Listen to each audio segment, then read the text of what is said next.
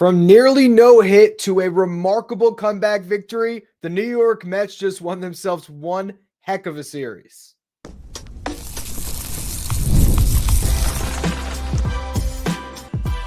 You are Locked On Mets, your daily New York Mets podcast, part of the Locked On Podcast Network, your team every day.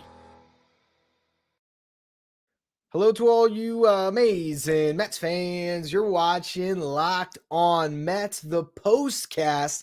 This is a new feature we have with the show, and I picked a day to come on and host it for the first time. You're finding us streaming right now on the Locked On Mets YouTube channel and Locked On New York Sports, your home for post-game shows of Mets, Jets, Yankees, Giants, and more. Chris Schubert will be hosting these shows after Mets games throughout the rest of this season, of course, going into next year as well. But I'll be appearing at times, and I chose a day here to come on. I'm your host of Locked On Mets, Ryan Finkelstein. If you want to find any of my work, you can follow me on X at Finkelstein Ryan. Follow the show at Locked On Mets. And you can find any of my writing at justbaseball.com, where I work as the managing editor. Today's episode is brought to you by Game Time. Download the Game Time app, create an account, use the code LOCKEDONMLB for $20 off your first purchase. Wow. I don't know what to say, except for Francisco Lindor is the MVP. It's been about a week since we had an MVP moment from Francisco Lindor. On today's edition of Locked On Mets, I talked about the fact that when this team doesn't have Lindor going, the entire lineup seems to struggle. And here we see the Mets get no hit into the ninth inning. Francisco Lindor is leading off against Bowden Francis. He falls behind to an 0-2 count. Gets a fastball where Francis was probably trying to throw one up and out of the zone, trying to get Lindor to chase, but he threw it in the zone, up in the zone, but Lindor was ready for it. He crushed it. He tied the game. And once again, we see Francisco Lindor with one of these pivotal MVP moments. Not to mention, he nearly ended the game in the bottom half with one of the most remarkable barehanded plays you'll see from a shortstop. The guy beat it out, but that's a story for the next segment as we talk about the pitching in this game. Just an incredible victory for this Mets team. And it was a game where it really felt like you were just pushing up against history because Bowden Francis for the Toronto Blue Jays, young starting pitcher, I believe he exceeded his rookie status last year, but still essentially like his first time really going through as a consistent starting pitcher. He has been dominant for the Blue Jays. And that Blue Jays team played a good series. Defensively, they played really well. Offensively, not as much, but they certainly got some great pitching, particularly the last two games from Chris Bassett and Bowden Francis. And Francis, again, has been flirting with this. He nearly threw a no-hitter on August 24th, took a no-hitter into the ninth inning against the Angels. That was a game where he struck out 12.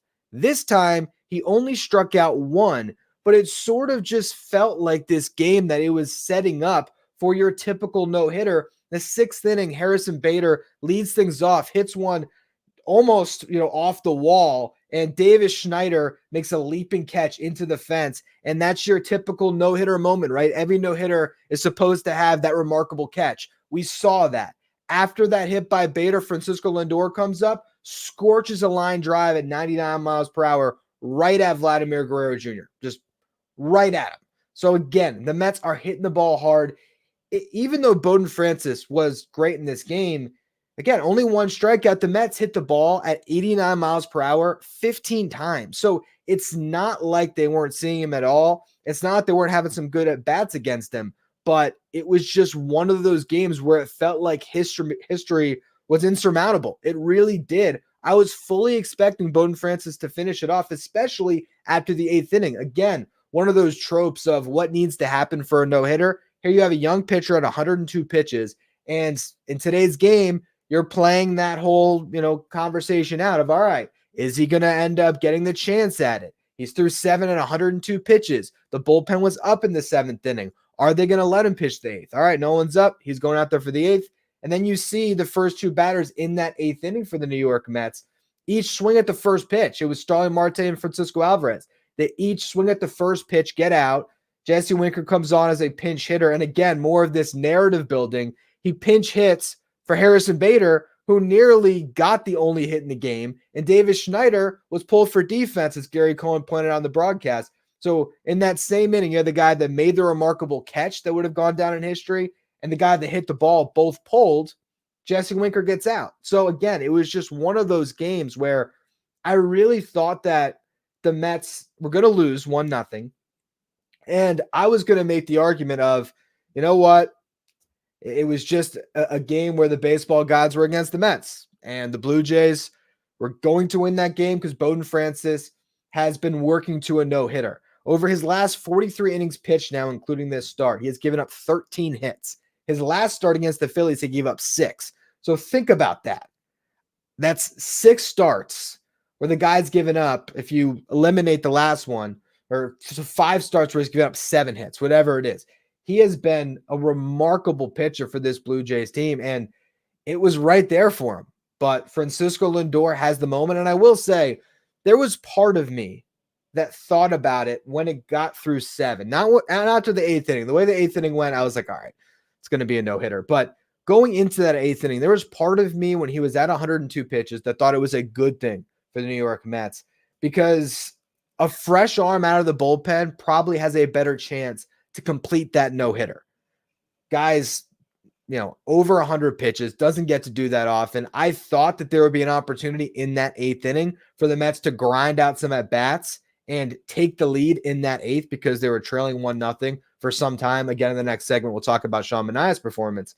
But when that didn't happen and it was that 8-pitch inning or whatever it was, I thought for sure that it was going to end in a no-hitter. But Francisco Lindor, again, coming through and delivering one of these moments that we're going to look back on at the end of the season. And if you are in my camp as the Locked On Mets host that has been making the MVP case for Lindor for about a month now, it's another game that you can point to and say, when has Shohei Ohtani needed to come through and be the guy in a moment like that? Because for the Mets, if it wasn't Lindor in this game, it probably wouldn't have been anybody. And once he does hit that home run and ties it up, now Chad Green comes on, and all of a sudden the pressure's off everybody else. Jose Iglesias gets an infield hit. Bad throw by the third baseman allows him to advance to second. Brandon Nimmo and Mark Vientos flip that order. Vientos first, then Nimmo. They each drew walks to load the bases. Eddie Alvarez comes on to pinch run for Vientos, and you have Pete Alonso up, and you got to give Alonso credit. He falls behind 0-2, gets a couple sliders out of the zone, and actually spit on them.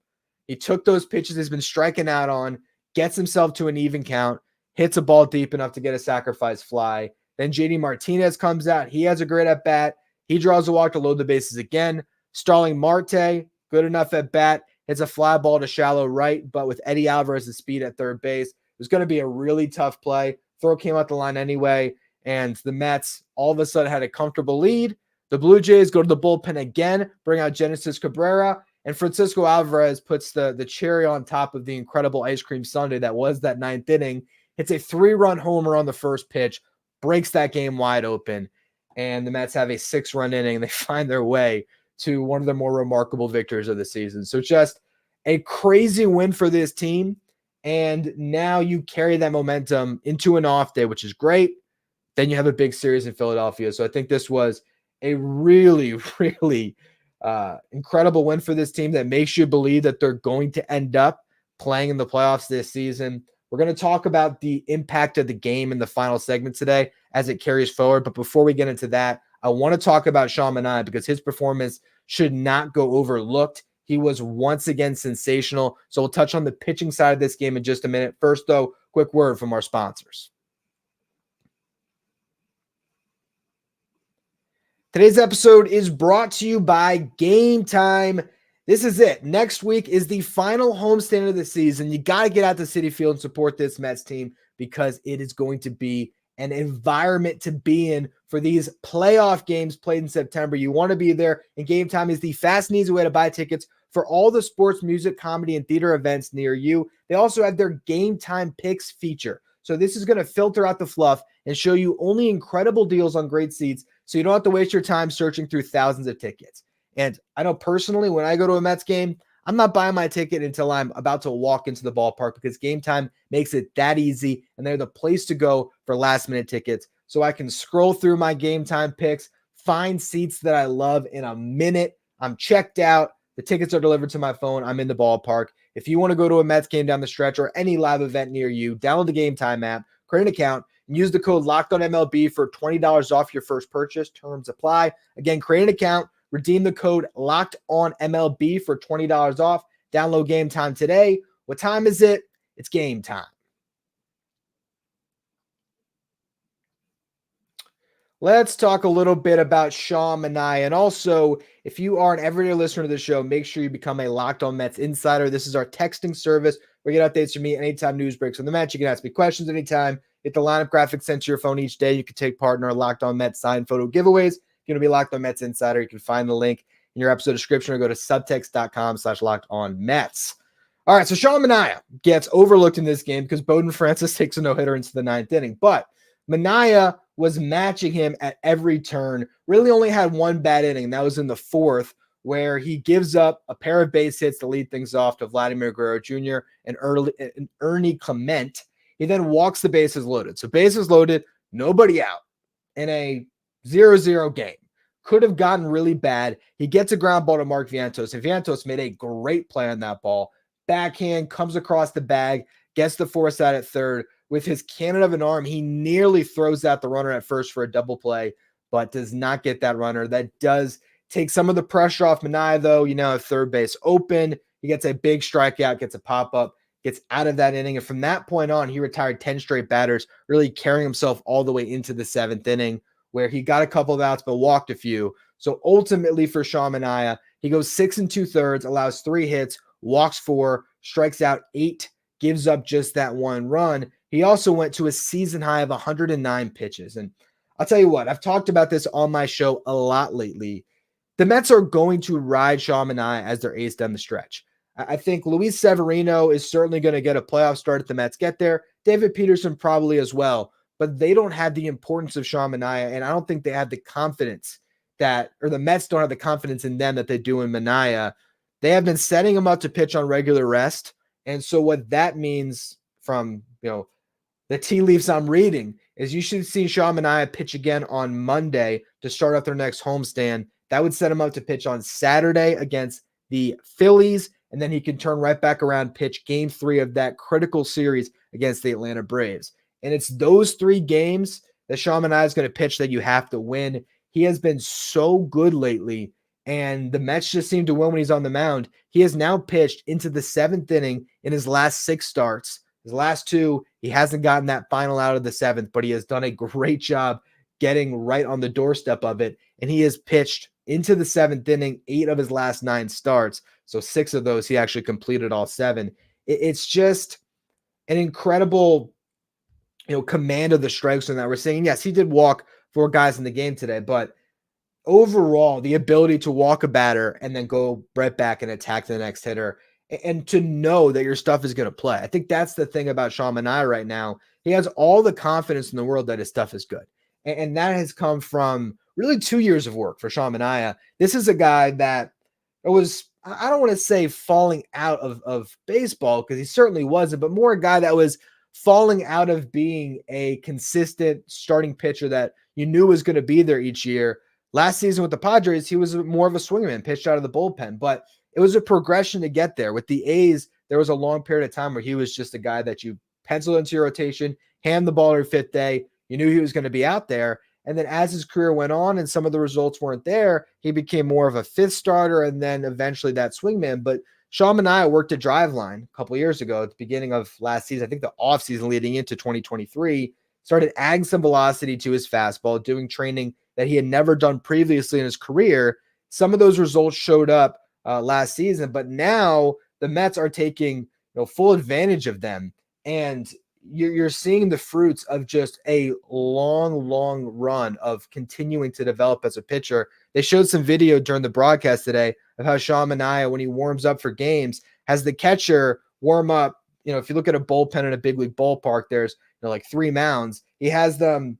He goes to the far left mound. He has the catcher go all the way to the far right home plate and tries to command his pitches there, then does it the inverse. And Jeremy Hefner started this drill with him to try to get him to be able to control both sides of the plate and realize if you can throw strikes, to that degree across different batters boxes, well, then once you have to just throw down the middle, it becomes a lot easier. I think you're seeing that. Just a guy that really has that confidence that he can dot his pitches, locate his fastball. And there was even some calls in this game that Manaea didn't get, where you're like, wow, he just painted that on the top corner of the zone, and the umpire just missed the call, but that should have been strike three. It's been masterful stuff, and I think you feel very confident with this guy being your ace pitcher down the stretch. Like I said, got a big start against the Phillies and the Braves. Two big starts coming up to close out the season. His next one should be against the Nationals on Monday. Then you'll see him pitch in that Phillies series at home. And then the biggest game of the season, probably what could be potentially a rubber match against the Braves, where that series might decide who makes the playoffs. It could set up that way. And I don't think there's another pitcher the Mets would want on the mound in that situation. So another really good start by Manaea, where he was able to keep that game in check, where even though you were no hit through 8 innings, one big swing by Francisco Lindor tied it up in the 9th, and the Mets were able to explode from there. And also, you got to credit Reed Garrett, because he came on in the 7th inning with 2 runners on left by Manaea, got a big strikeout to get through that inning, got the first 2 outs of the 8th, gave up a base hit. Danny Young came on. He got a big out. And then in the 9th inning, it was Ryan Stanek, who didn't look great, didn't look terrible. He has a 5-run lead. He gets a couple of outs, but also walked the leadoff man, gives up a base hit that scored a run, gave up a second hit, and with 2 runners on, 2 outs, 4-run lead. Edwin Diaz, having already warmed up, Carlos Mendoza wasn't going to risk it, goes to Edwin for the save. He only needs 1 pitch to get his 18th save of the season. And the New York Mets were able to somehow win this series. We talked about it going into the week. What did the Mets have to do, to continue to keep pace in this wild card race? And I basically said, you got to win these 2 series. And it was looking like they were going to lose what was supposed to be the easier of the 2 series. Now you found your way to winning 2 of those games. Tough task ahead, going to Philadelphia, try to beat a Phillies team that is playing much better baseball lately. And so it's going to be a tough matchup. But the way this Mets team is playing, I'm not going to count them out from winning a couple of these games. And I think the real benefit here is now there's a little bit less pressure, right? If you had lost the game today, go into Philly, if you lose that series, where are you going to be in the wild card race? Now things are a little bit different. And I think this really does change the momentum for the New York Mets. And that's where I want to close the show today. What does this win mean to the Mets as a team, the morale, and can this get the bats going in particular? I want to go through why I believe this is a really good thing for this lineup. So we'll touch on that in just a minute. First, though, another word from our sponsors. Today's episode is brought to you by Prize Picks. Prize Picks is America's #1 daily fantasy sports app with over 5 million active members. Prize Picks is the easiest and most exciting way to play daily fantasy sports. Unlike other apps on Prize Picks, it's just you against the numbers. All you do is pick more or less on 2 to 6 player stat projections. You watch the winnings roll in. You can get in on the daily action with your friends and become part of the Prize Picks community today. On Sunday, looking at some NFL stats. Maybe you like Malik Neighbors and his receiving yards. You can take more there, and you can combine that with something in a Mets game if you wanted to. So you can go across sports. Maybe you like Neighbors, you like Lindor. You can go more on hits, more on yards, whatever it is. Prize Picks is there so you can play with your friends. And also, you can win up to 100 times your money on Prize Picks with as little as 4 correct picks. So you can turn $10 into $1,000. Download the Prize Picks app today and use the code LOCKEDONMLB to get $50 instantly when you play $5. That's code LOCKEDONMLB on Prize Picks to get $50 instantly when you play $5. You don't even need to win to receive that $50 bonus. It's guaranteed. Prize Picks, run your game.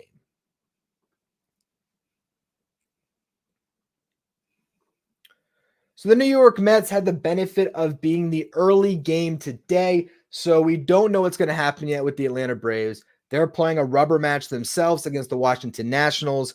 I believe that is Max Fried versus Jake Irvin. So on tomorrow's edition of Locked On Mets, I will still cover that game and the latest in the race. We'll see how the Mets victory really does impact things, but this was, again, a moment where the Mets had to win a series, and they did that. And we talked about this when it came to the winning streak.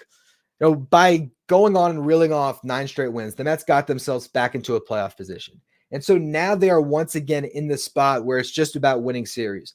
You win this series, big check mark. You find a way to win in Philadelphia, there you go, another check mark. You go home. If you can win those 2 series, take 5 of 7 on that homestand, you are going to be in position where if you beat the Braves in that series in Atlanta, I honestly think you will be pretty much there as far as clinching a playoff spot. That is, the run here for the Mets that they have to think about, Beyond that, yes, there's a series against the Brewers, and obviously those games might matter. But to me, everything is leading up to that matchup, Mets versus Braves. And the Braves yesterday, they scored 12 runs on 15 hits. These are two lineups that for most of September so far had just been awful, brutal to watch. The Mets, until that ninth inning, were about to go through a series where they did not hit a home run and just did not look good. Francisco Lindor, who hadn't had an extra base hit in 6 games, if I'm not mistaken, might have been his 7th game if he didn't come through here. This was a huge swing for him to put another home run in his stat page. More importantly, a big home run that delivers a victory to the New York Mets and hopefully gets him going again. You're playing this weekend in Philadelphia. That is a bandbox. Home runs will change the tenor of each of these games. So for the New York Mets to find a couple home runs late here, I think that is a huge thing for this team. Francisco Alvarez getting the big home run there to break the game open. He's starting to string together some better at-bats.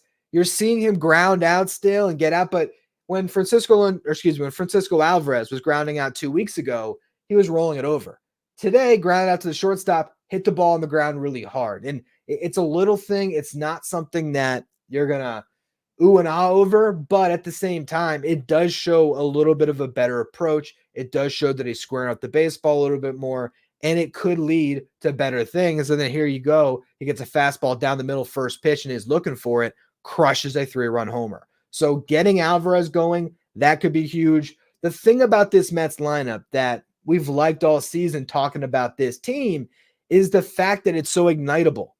You know, you went into the year and there was times there was sort of a defense first team when you had Harrison Bader and Tyrone Taylor starting in the outfield, right? Well, now your lineup is going to get Jesse Winker and Starling Marte. So there's a little more ignitability in the outfield. In the infield, going from Brett Beatty to now Mark Vientos over the last 90-plus games has been a huge addition of power into the lineup. Vientos, arguably the best power hitter on this team.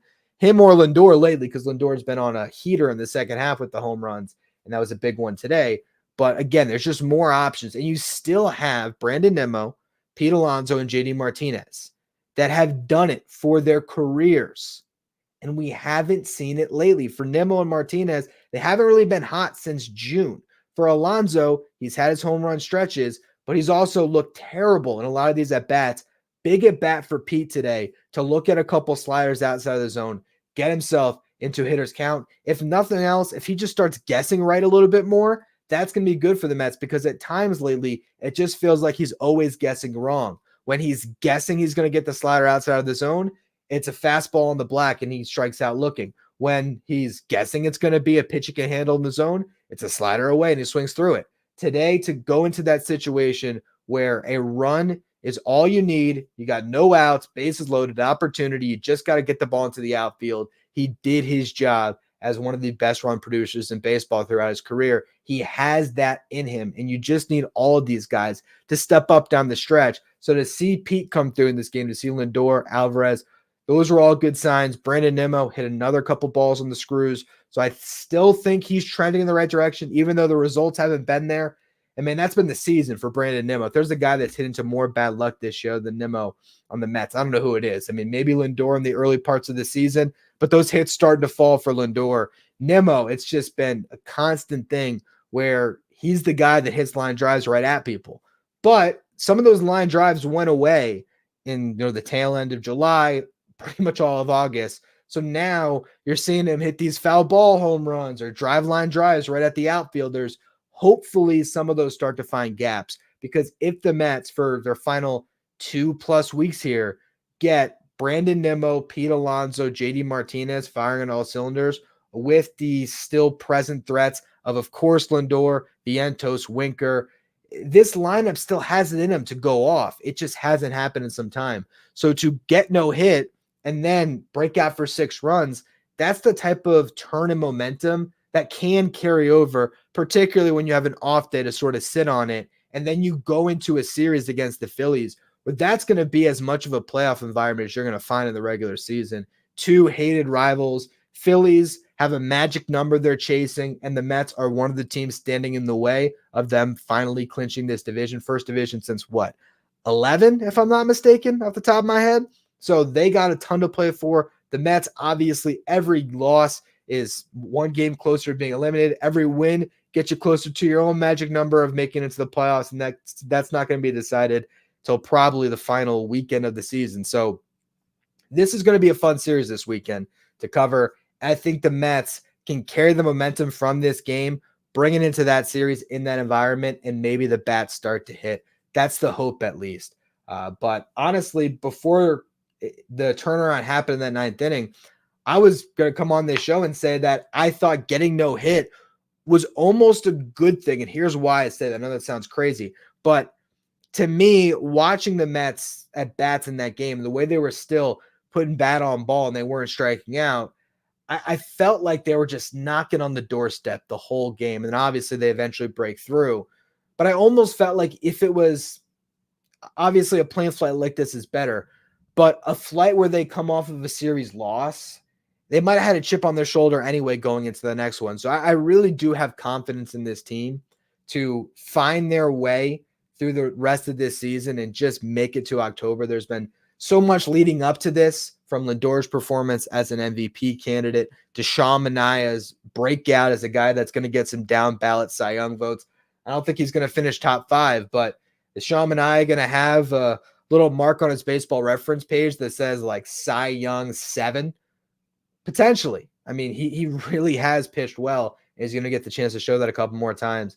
It's been a fun year, and this was one of those games that is probably going to be on the Mount Rushmore at the end of the season of best moments from this season. You're watching those rain delay. What do they call them? Jeez. The Mets rain delay ones was the great endings. I'm drawing a blank here on the SNY rain delay ones. But when they do the 2024 Mets talking about the great endings of all these games, I mean, this one's going to be right atop the list for just an incredible finish in a game that we won't soon forget. So that's going to be all for this postcast. And if I haven't explained this well enough, I just want to let the audience that has been here from the beginning to understand what the postcast is. This is not changing your typical Locked On Mets programming. I'm still doing a show every single day of the week for the rest of this season. If you're watching on YouTube each day, those episodes go up at 6 o'clock in the morning. If you listen on the audio feed, it's still going to hit your feed before you wake up each day, so you can start off your day with your Locked On Mets content, breaking down the latest from each of these games. The postcast is just an additional show that you can tune into. Chris Schubert is going to be doing these shows. I caught his one yesterday after the Mets loss. Really great analysis. Really like to hear what he had to say. So this is an additional offering. You can find it as we're streaming right now on the Locked On New York Sports YouTube channel. So if you just subscribe to Locked On Mets, and I do appreciate if you do, trying to get to 10,000 subscribers by the end of the season. But if you subscribe here, go over to Locked On New York Sports. Not only is it going to be postcast for the Mets, you can find Yankees, Giants, Jets. So a lot of great stuff going on over there. And if you are a podcast listener, you are going to see these shows show up on your podcast feed labeled as postcast. So it's going to be big bold letters, say postcast, different image as well, so you can differentiate. Again, my show doesn't change, but you get an additional offering here of Locked On Mets. So I'm really excited for Chris to sort of join the team here. And hopefully we'll be doing these shows not just throughout the rest of September, but maybe into October. I'll have a full edition of Locked On Mets for you tomorrow morning, so make sure you check that out. Follow me on X at Finkelstein Ryan. Follow the show at Locked On Mets. Thank you for making Locked On Mets your first listener, your first watch every day. After your second watch, head over to YouTube and check out the first ever 24/7 streaming channel that covers everything in the world of sports. Talking about Locked On Sports Today with our local hosts from each team, league-wide hosts from each league. Find Locked On Sports Today streaming 24/7 on YouTube.